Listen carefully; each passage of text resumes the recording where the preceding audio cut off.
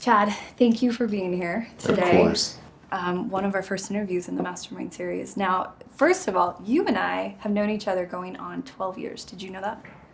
I think I did know that. You did know that? Yeah. It was more than a decade. Yeah, it seems like for me, I really have to always think hard because I swear I live in this vacuum that's like everything's like 3 or 4 years when the reality is it's a decade. So was that a reminder of age? Right. Where you're like, no, it's been a good decade because Yes. a For decade both ago of us. we met. Yeah, Right. yeah. And we met while you were doing what you do, which is live shows. Yes. So you are a co-owner and the vice president of Cornerstone AV. Tell us a little bit about that because you don't just do live shows. You do a full suite of creative things. Yeah. So a lot of people know this, but sometimes this is new and you might find it surprising. But the mother company to all these other Cornerstone AV and Cornerstone Logistics and all these other companies is a company called Cornerstone Technologies. And I guess that company was formulated when we really didn't know what we were going to do. Meaning that we had, my partner and I had met while working at WordPerfect. And we worked at WordPerfect as kind of a think tank group where we worked on edutainment software, voice recognition software, some of the technologies that you see today that have come full circle. But yeah, when we started out, it was a technologies-driven company where we were both engineer minds, if you will, and our goal at WordPerfect was to bring all these new technologies into the household, if you will, or into everyday business life. And so out of that, we became kind of a production company and an audiovisual company, and now we kind of tout ourselves as more of a creative agency. And that's how we position ourselves in the market because of the demands that our clients place on us. Now, and what was it about that line of work that intrigued you? Like, why follow that path from technology into more production and creative? Growing up, at first I fell in love with audio, and I really wanted to be a recording engineer.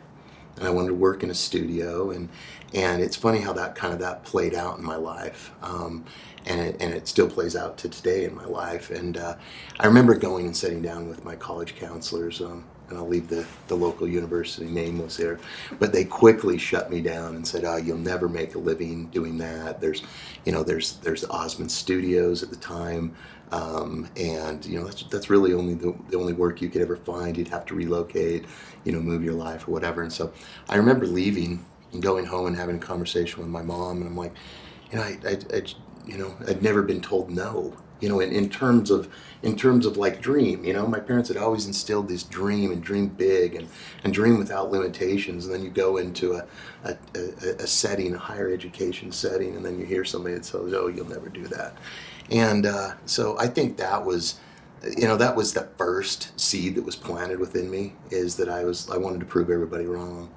And you know me, so you laugh, right?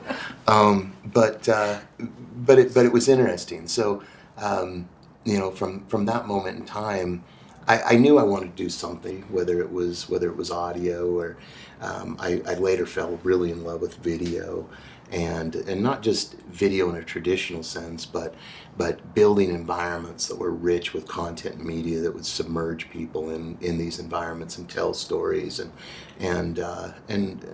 everything that most successful marketing campaigns would encompass. I wanted to tell that story through technology, and so that's kind of what led me on my journey. And then getting into, we've done a couple shows together, some big shows for audiences of, I would say starting at 10,000, but you have done much, much bigger. And I will say that in my experience in broadcast journalism, you are, to this day, my favorite team to have worked with. Well, thank you. Because of how well you organize to create experiences, but also the ideation phase of everything that we did. You would work with, from our side, coming in as the client, and big ideas, crazy ideas. And I think that speaks to, you're not going to say no because you see the vision. You're able to capture that, and you're like, okay, what if? Let's figure out how to do that. So tell us more about kind of that creative process for you. Well, the creative process for me is that I really have a tendency to dream so big that it even in my life it seemed unsurmountable in a lot of ways. And I guess it's really the driving force. And I'm a very service oriented sort of soul, meaning that like I love to collaborate. I love to dream with people. These are the best relationships that I can have with my clientele, and that's really the way I position myself. But for me, it's really, I never say no in such a way that, there always are limitations, right? Like technology, you know, right now will be immensely different than what it will be in a week. And so that's really what we've done is we've never said no to our clients. If they want to develop an app, we develop it with them. If they want a 360 degree sort of augmented reality experience, we dream with them and we make it happen. And those are the driving forces behind what I have done. And I found that as a dreamer, it's one thing to dream, but then it's another thing to search out these people that have the abilities to, at Cornerstone, I've searched out a whole team that really can take a strong vision and make it a reality, and through their individual participation and their individual knowledge, and I would like to think that our team is really second to none. As far as integration, you talked about, our team being so different, and we get that all the time. Last week I was working on a big program for Adobe just across the street here, and it was their summit event, and obviously that event brings a lot of really high-end creative people to it, and also that participate in it. And throughout the week, I was approached by AEG, which is, if you're familiar with AEG, they're a large company that specializes in booking talent. They had brought Beck to our stage and did a lot of that arrangements. And they commented to me that, and these guys are the biggest of the big, they're doing everything from Coachella, to EDC, to some of the biggest festivals that are out there. And they said, I cannot believe how accommodating and how educated your people are, and how they're so happy to help.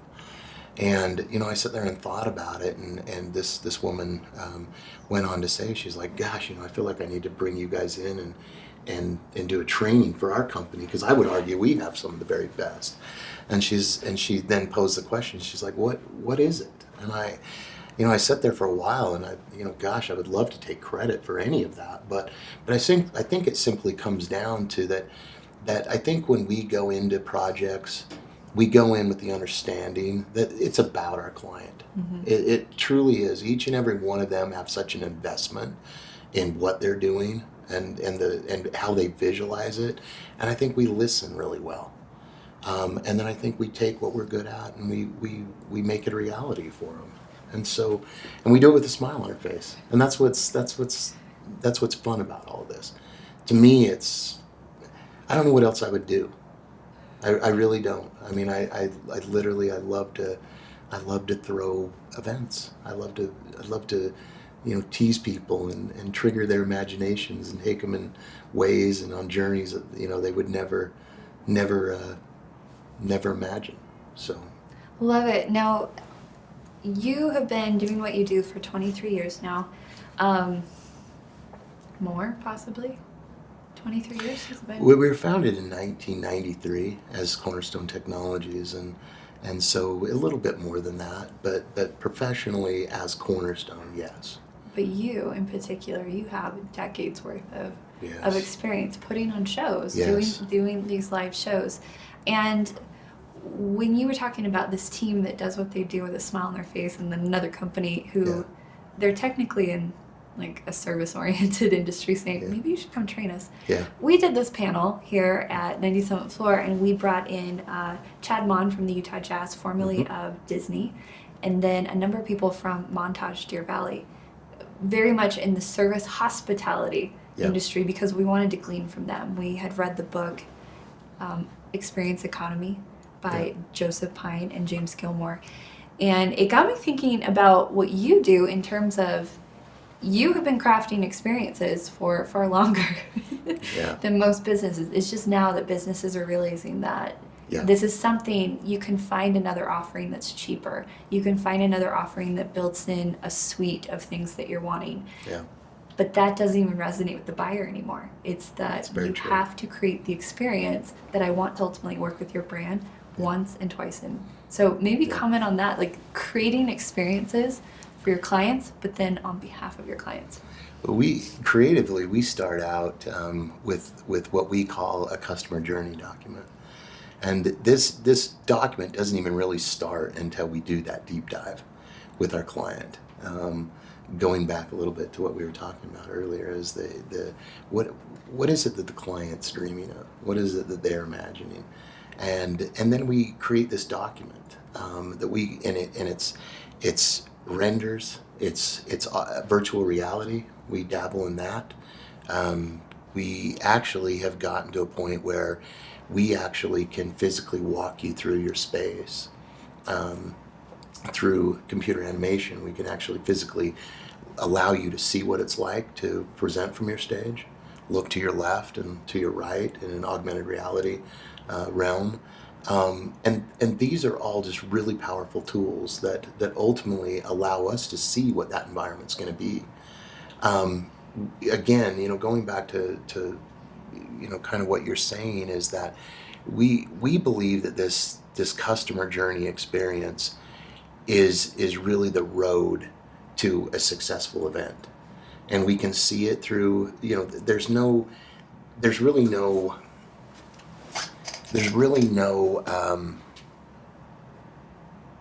Well, I guess what I'm saying is there are really no stones that are unturned anymore. And if you're a progressive thinking company, and especially in events, I've saw that events have evolved to such a level where we rush to, as Cornerstone, we rush to deliver these ideas that are second to none, that really provoke ideas and emotion within the attendee. Mm-hmm. And I think for us, that's what's so exciting, is when you see it fully play out, and you see not only the feedback, with a lot of the data collection points and things we see now, it improves our game, because we can see what people relate to, what they loved about your event, what they didn't love about your event, and it drives our behavior.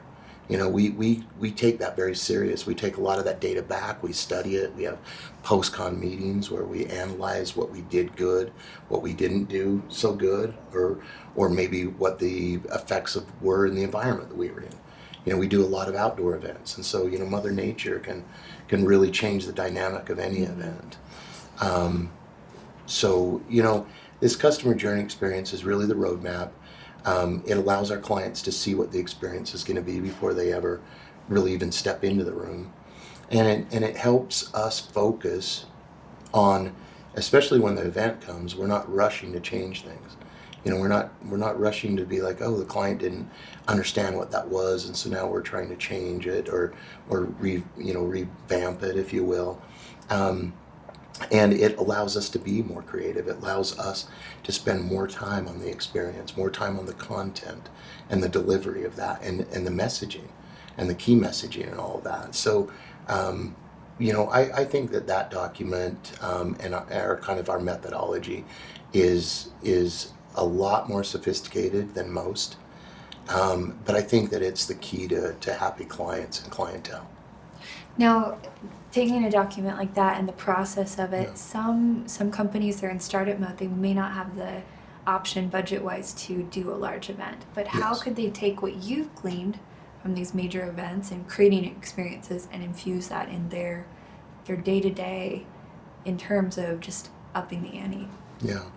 So, we always say we've gotten to a point where we have to be somewhat selective with the companies we do business with, just because ultimately you only have so much time, and you want to really want to have we really want to have a lasting impression. Our clientele, we have really high retention rates. So we don't look for a lot of clients. In fact, I'll share the retention. It's 86.8% retention. If you factor in some people, are inbound business that are coming to Utah or going to a specific location, and you'll do a one-off event for them, we're probably more in the 90 percentile. So being in business, arguably, 25 years and having that sort of a retention, you can see that we don't have a need for, we always do have need for new clients, but we only go after the clients that we really feel like we can have an effect on. Now, answer to your question, we feel like that a lot of these emerging technologies, we really try to, a lot of them we'll take on as in your world, it's a marketing plan, meaning that like it's a long-term sales goal, right, that we're trying to meet, but it's also navigating and helping them through best practices and what it will take to grow to that. And we do that with many, many brands, both in the network marketing space. I would like to think, our former our former relationship in our past, you saw how we integrated in at such a level. Yeah. We became an extension of your marketing team. We understood what it was in the digital sense and in the live event sense, and we just marched right hand in hand. And that was a very small, very, very small company.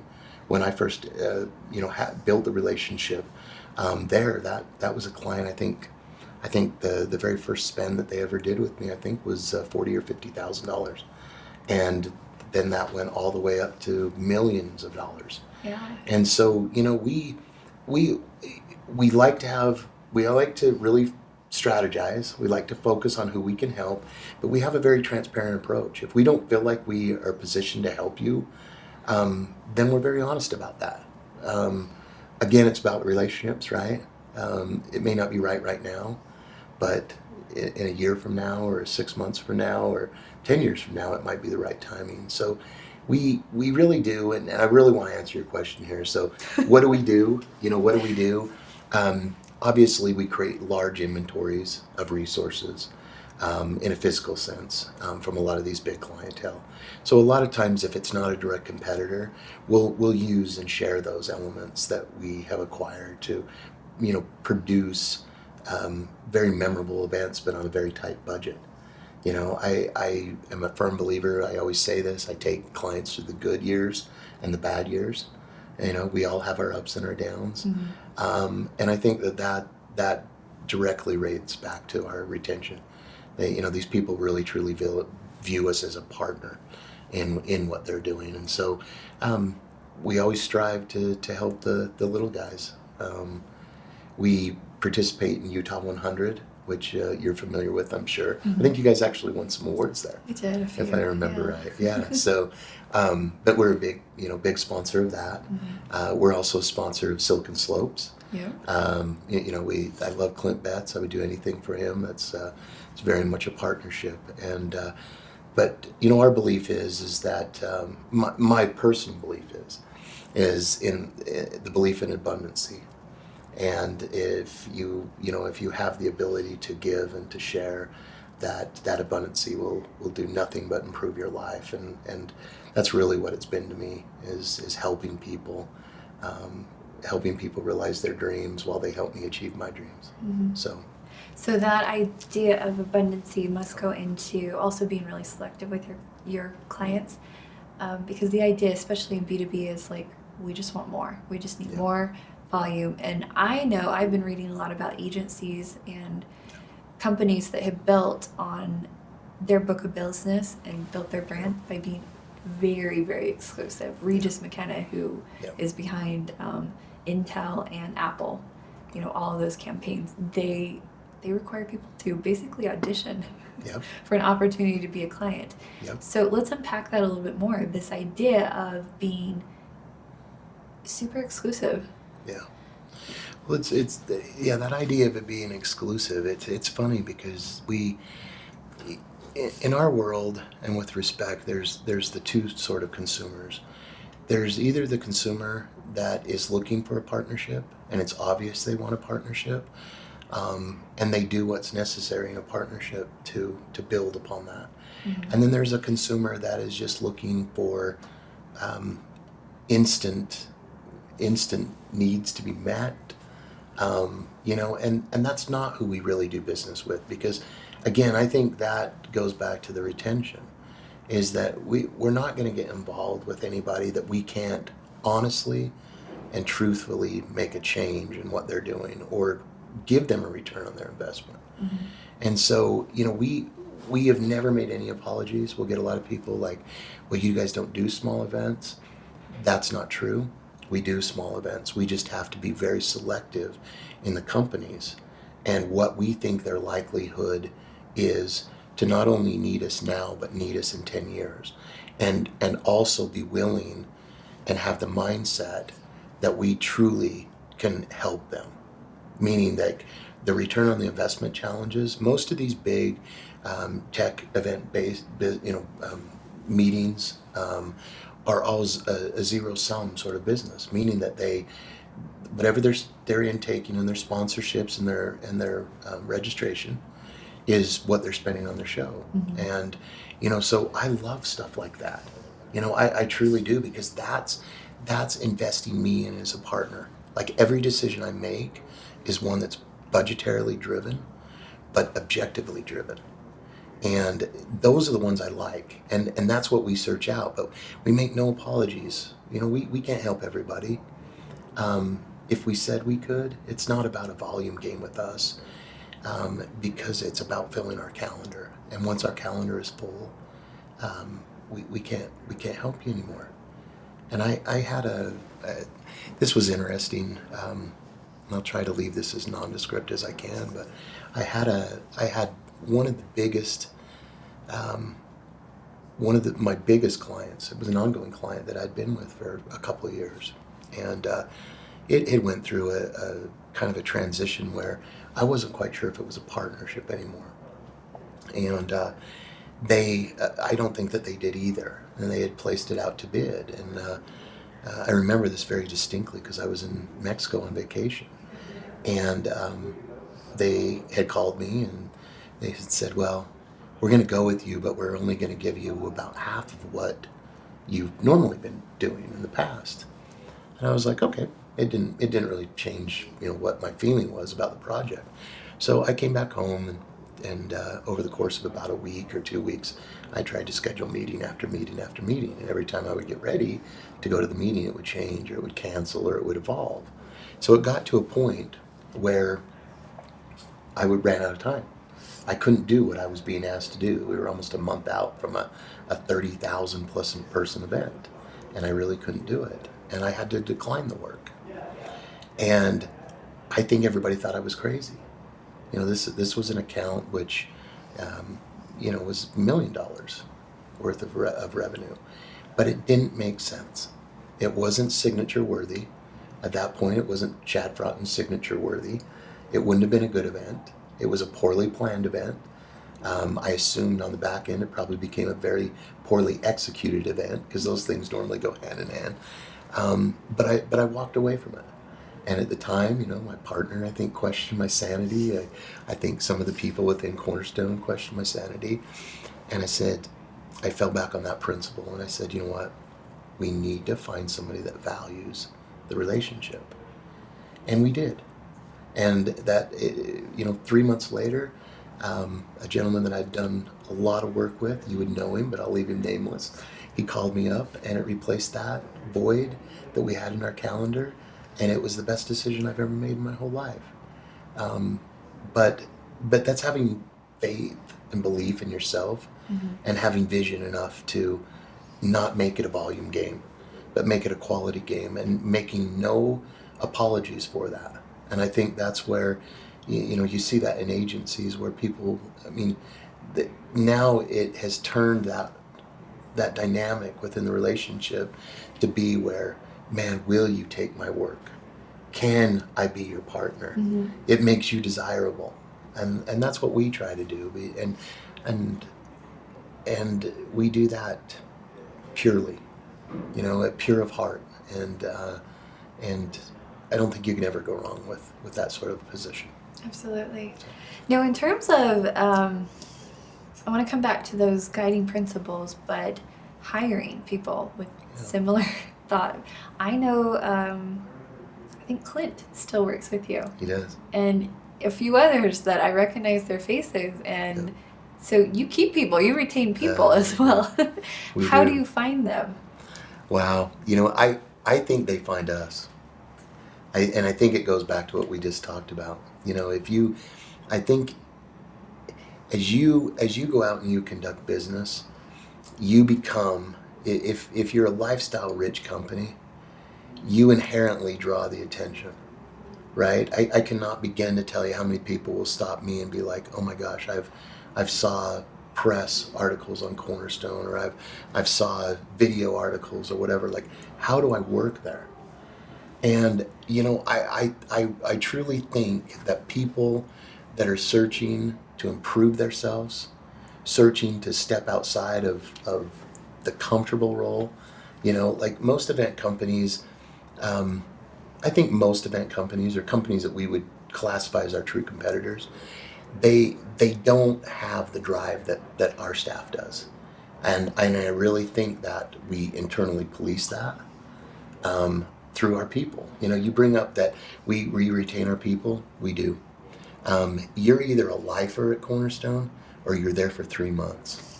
And so No as in-between. an intelligent person, what does that say? We police ourselves.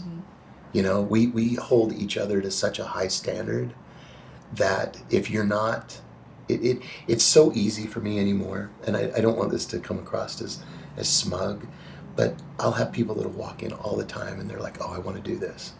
I want to be in the events world. And I can ask them a series of 3 or 4 questions that normally is what is your willingness to advance yourself? What's your ability to step outside your comfort zone?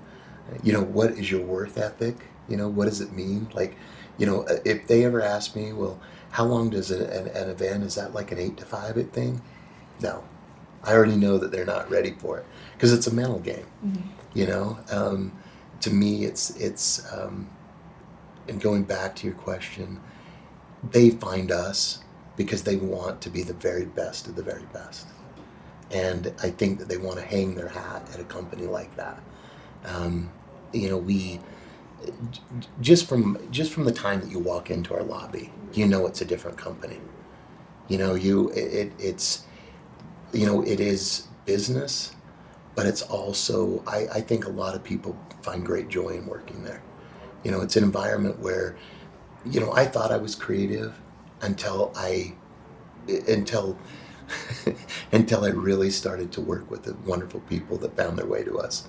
And then I realized that there's so many talents out there that I have this little select talent that I can offer, and people that are around me can get behind it, but they have so many different talents that they truly make it such a wonderful place to work and dream and come up with all this stuff that we do. So I think ultimately people search us out, people find us. If they truly want to be the very best, then that's where they stay. And I don't really have any secret recipe, other than it's been trial and error. I'm proud to say a large portion of those that started the company with us are still there. We treat them very well. We try to offer them benefits that are not necessarily of the industry. We always constantly, every year, we kind of add a new benefit to the company. We pay them fairly. We're very honest and forthcoming with our relationships with them. And I think we try to map out a growth plan for every single one of them so they know they're constantly contributing, and they realize that they can be there. I'll kind of summarize this question. I always say that Cornerstone is kind of a little ecosystem, and if we choose to have it be sunny and 70, it'll always be that. There's no rainy days. The rainy days are what we create, because honestly, I have the funnest job in the whole world. Like, who else could be paid wonderfully to do the fun things that I get to do and that my staff gets to do? So I think it's just having that sort of mentality and that thought that just have fun with it, you know, and don't ever lose that, you know, that, you know, I think so much of us, I think we get very schedule based, you know, our day-to-day business lives are very, very scheduled, and we don't really have the time to like step back and enjoy the journey or enjoy the moments within that journey. And so that's something I've always tried to do, is mix fun within the journey. You know, always, you know, it might be the most mundane thing that you're doing. It may not be the fun stuff like accounting. I have to do it, but it's not fun, you know, but finding joy in it and finding joy in it with everyone around you. So I hope that answers your question. Yeah, and I think maybe your talent, even though you're so humble, is you are that beacon that just attracts all these people to you. Because my first engagement with you was, Chad is like, you are the person everyone wants to be best friends and really hopes that you like them back. Oh. I hope that you would be like, I would consider you as a friend and just hope for the same for you. Now, in terms of, let's go back to lifestyle rich. I really like that, because a lot of companies do focus more and more on culture because it's what retains top talent. Yeah. But unpacking that gets a little convoluted, because it's, well, what does that mean? Here at 97th Floor, we're a row environment, results-only work environment. Yeah. It's full autonomy. And let me tell you, for as many as it really works, for those working out there, there's a lot that it just does not work for.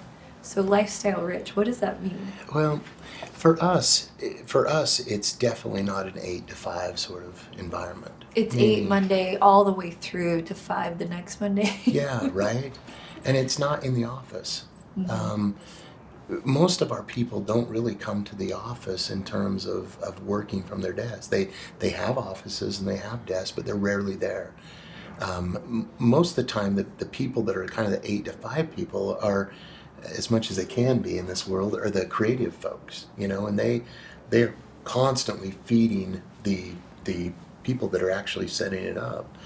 And so we have a tendency, when I say culturally rich and lifestyle rich, what I mean by that is we're always on the road with one another.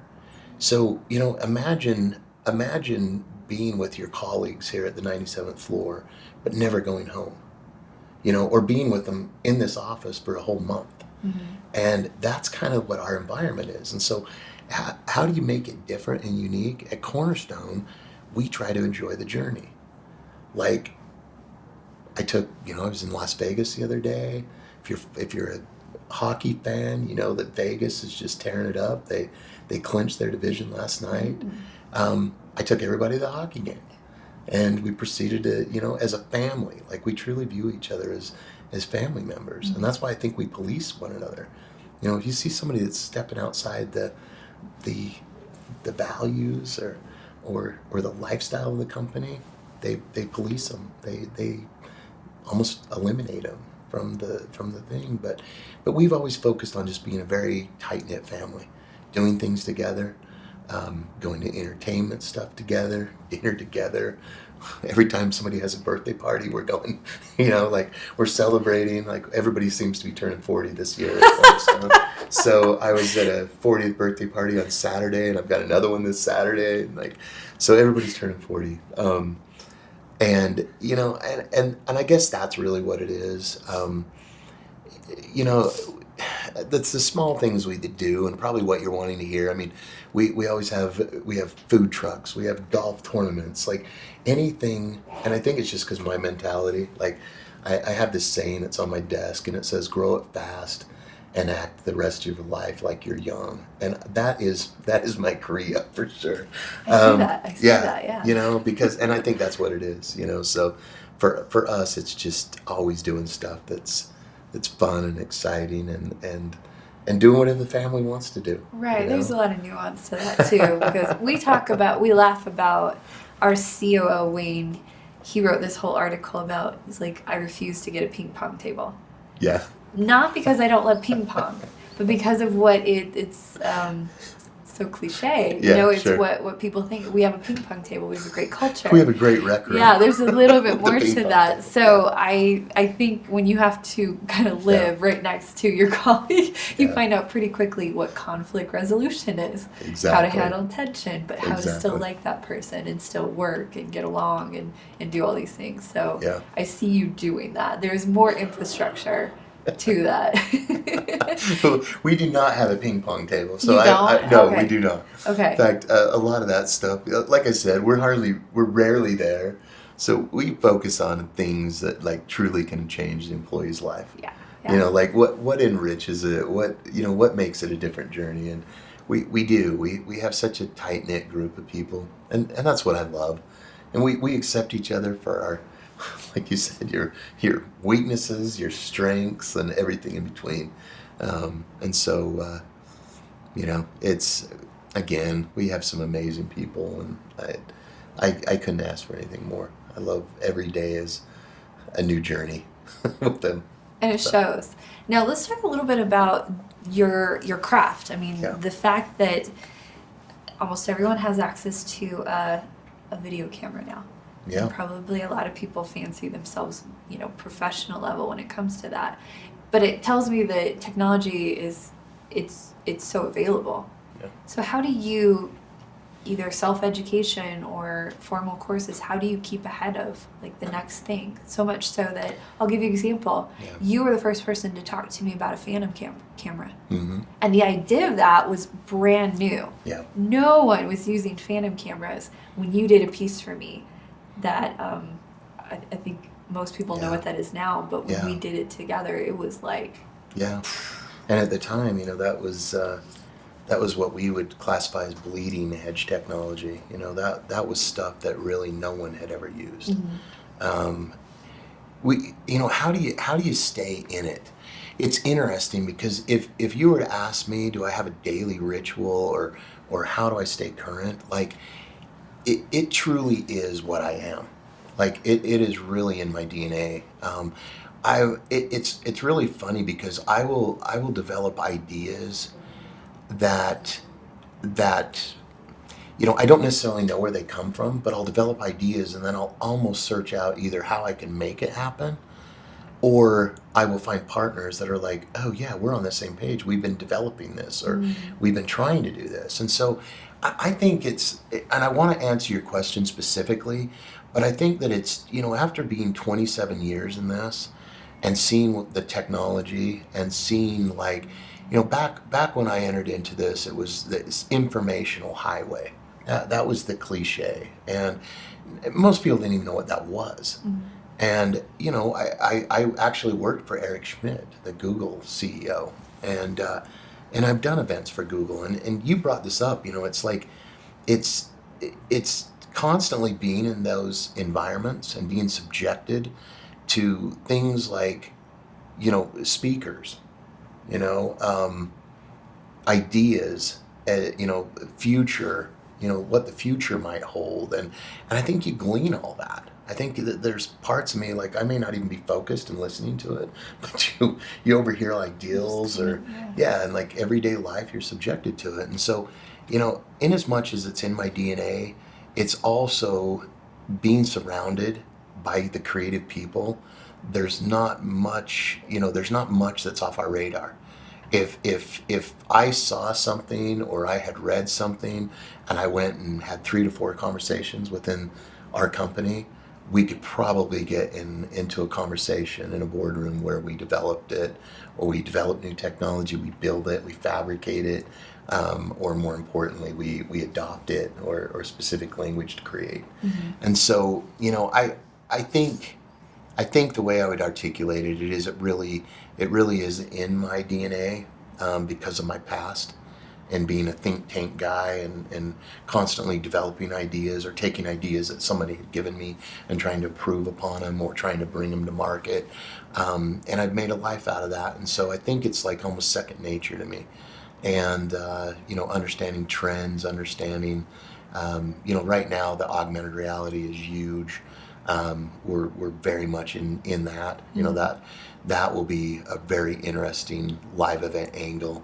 The 360 broadcasting stuff, we just build out this beautiful broadcast truck. Like, I mean, it's second to nothing. I think it's maybe one or two. I think there might be. Well, it'll compete head to head with KBYU's truck, which is a nationally ranked truck. But Right. but we're doing that to do a lot of the esports, which is gaming stuff. So, I mean, you know, there's so many gaming companies around here. It just technology is all around us, and the opportunities are all around us. You know, as a father of 5 beautiful children, like that are all college age now, that's what I tell them.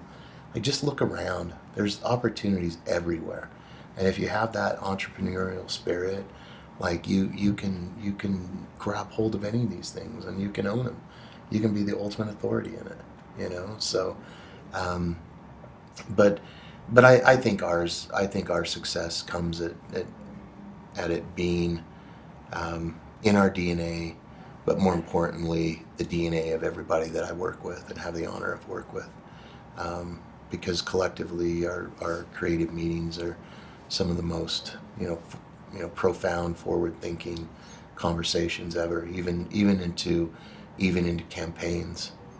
I have one gentleman that works for me that just developed this campaign for a tech company that we work for, and it's pure brilliance. I won't get into it, but I mean, we've shared it with a few others that are former Disney people and some marketing folks that have grabbed a hold of it. That I'm very confident it will be probably one of the most successful campaigns this next year. And so that, and that will have obviously a really strong technology edge on it as well. I love it. Now, you work with a lot of idea people, a lot of visionaries. How do you, I mean, you are a visionary, but there's this idea of shiny objects, and it's really easy to maybe follow down a rabbit hole. And entrepreneurs, you get a lot of that. You think maybe I should be doing all the things, so you try doing all the things. Yeah. And then how do you make sure that you actually execute? Like, you follow through and you do. Well, that's where I think that's where I was extremely blessed, and that before I was ever a dreamer, I was really pigeonholed into, everybody made me believe that I should be an engineer, and I am a very analytical mind.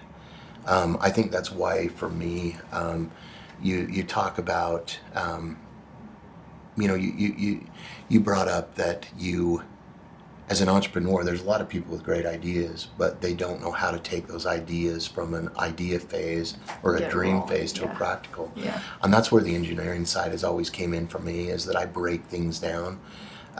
Cornerstone actually has 6 different companies under its umbrella. And we're developing one more, but each one of those was based upon real client needs. And all it ever did is fulfill the need of what our current client base was. So I wasn't constantly like reinventing the wheel and stretching. I took our business model, and I could see where we were either needing to bring in partners to facilitate the overall, and we would selectively go out and build these companies and grow them along with us, and just be smart with our business. And some people, I think that a lot of people say they do a lot of things. At Cornerstone, we truly do. There's nothing within the events world that we do not do and touch and do in-house and touch it in-house. So we have complete control. We're able to be very agile in terms of steering. A lot of the big companies that are out there in the space, they can't be nimble at all. And I think that's another thing that our clients love about us. But really, going back to your question, I think that's really,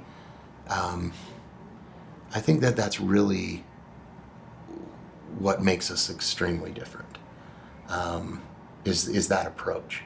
So let's go back and talk a little bit about your history in terms of, you kind of knew early on what you wanted to do, but was there a pivotal moment, whether it was a success or a failure, that either brought that through with clarity, or it shifted focus for you?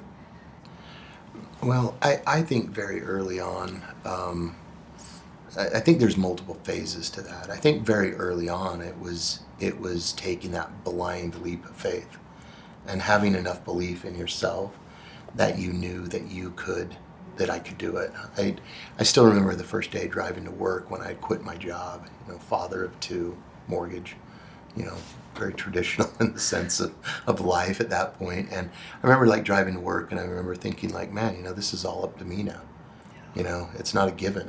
And that was a huge driving force, and one that I was never scared of. I never doubted myself. I've been very lucky that I haven't had a lot of really bad spots in the road. Like a lot of your entrepreneurs will claim, like, oh man, it took me 10 times to find my success, and I certainly am not bragging. I've just not had the downs. But I think it was because I've never questioned myself. I've always just done what I know I need to do. And that was probably the first moment. The second moment was probably in 2001, and after, a very dark, 9/11, a very dark moment in our, in both the world and in our country. Our industry completely changed as we knew it. It went from events being more trade show based to more specific event based businesses. And we were able to adapt really, really quickly into that. And a lot of the companies that were in business at the time literally went away. And I look back on that, and going back to even what you asked a moment ago is like, well, how do you weather that storm? How did you see that coming? And I think I always just saw trends. And I think the mathematical side of my brain could see the trends and the downturn in certain areas, and we still see that. These customer events are much different than they were back in 2001, as you know. Mm-hmm. And so I would say that was the second pivot point. And then the third pivot point for me was really one day when I really stopped to think about it. And then I think this is the wisdom phase of my life. Between the time I was born and probably the age of about 45, I never even stopped to think about where I was, what I was doing, or potentially even maybe where I was headed. I just had this belief. That sounds reckless, but it really wasn't reckless in my mind because I knew where I would end up. I knew, and I still say this. I say this to all my executives. Like, they could leave Cornerstone tomorrow, and they could be the head, the VP, of any event company they wanted to go to, or any corporate, client or MLM or whatever. Mm-hmm. They could be the head of that. But I think for me, at 47, I looked at the groundbreaking of our new building, having over 100 employees, and the labor components and the freelancers and the permalancers. We literally employ probably at any given moment in time 300 to 400 people. And I remember thinking like, that's probably that last pivot point. It's not the last of my career, but it's the most current one. And in knowing that we had positioned ourselves to be this agency-like approach to a market that's what the demand is anymore. And I think we're in a very good spot, not only now, but we will be in the next 10 years, and the way that I see the industry going. Love it. This is how I see you. It's like everything's happening in waves, but this is Chad. Yeah. Just riding all the waves and just always very self-identified, self-possessed in that way. Yeah. Now, I guess I would wrap up with, in terms of legacy for Chad Fraughton, what do you hope to be remembered for? Personally for me, I want to be remembered as a person that really brought out the best in everybody. That gave people opportunity to do what they do best. And be looked at as a very, very humble and generous person. Professionally, of course, I want to be the very best guy that they ever worked for. I think those kind of go hand in hand, the way you live your life. But I always say this, you know, employees, as an employee, you have a choice. Every morning that you wake up, you have a choice of who you want to work for, who you believe in. And, you know, for me, I always want them to say, you know what, that was the one guy that, you know, even through the worst of times and the best of times, it never changed who he was. A dear friend of mine always says to me, and he's like, and this is him referencing me to other people, but he always says there's not enough zeros that you could put in front of any number that would ever have Chad change who he was. And that's huge to me, because I came from a very, very humble beginning. And that's not my goal in life, is not to have some, you know, financial proof of my success. My success would be measured by the people that I made successful. And that's what I hope for every day that I come to work. I shared this with my staff. There's not too many more things that I see in my life as a 47-year-old man. There's not too many more things that I could honestly say that I haven't achieved, that I've wanted to achieve. And that's awesome to me. That means that I could close the book. I mean, it's far from being over, but I could close it at any time I wanted, and I would be left with nothing but beautiful thoughts of what I achieved, and both personally and professionally. So that's what I want to continue on. You know, do I want to rule the world? Absolutely. I always say that to every new hire. It's like, yeah, right.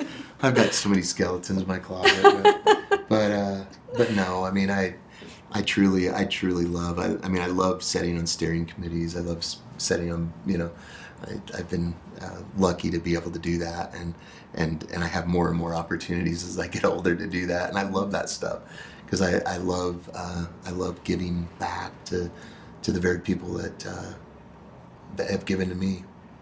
And, you know, going back to that third pivoting point, we did a big groundbreaking ceremony and a big open house in our new facility, and that's kind of how I welcomed the crowd. We had such an amazing turnout, and it was hard for me to fight back the tears as I looked out, you know, into this audience of all these people that had believed in me since I was 22 years old. You know, a 22-year-old kid approaching you and saying, this is what I want to do, and I want you to give me a $500,000 to go do it. God, you know, who would ever believe in that kid, you know?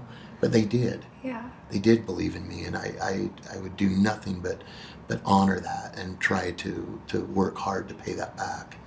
And that's another spin on this, and I'm going to not be long-winded, but the other spin on this is it's not just about my employees, but it's about all those people. I could countlessly name people in positions in every one of these companies that surround you that not only are my friends, but I've been able, through what I do, to advance them. Because I always tease them, if you're truly my friend, I would say, after this event, you're going to get that raise, you're going to get that promotion, and don't forget that I want to clean your pool when all this is done. So I want to be your pool boy. So, but you know, that is, I can't begin to thank the people enough that over the years have believed in Cornerstone and believed in us when we were 10 people or 3 people or, you know, 100 people, and they really are what have made us successful. I love that. Well, I thank you for taking the time today. I think you are truly a change agent. You inspire change, you create change, you do it almost effortlessly, it seems like, from my perspective, and I admire that so much about you.